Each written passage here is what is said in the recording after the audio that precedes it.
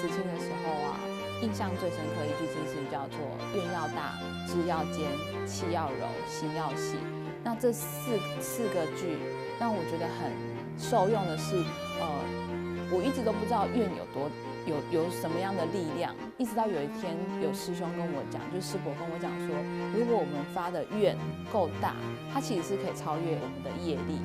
那我就立即感受到，哦，原来是这样。那愿就像我们的目标，我们生生世世要去努力的目标。可是，在执行这个愿的时候，我们的意志力、我们的志向、我们的志愿也要很坚定。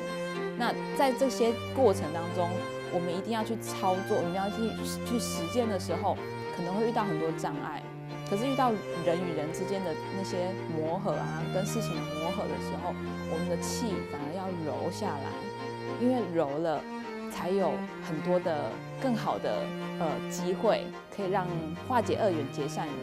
然后最后是心要细，那心要细，就像上人说的多用心一样。那一个细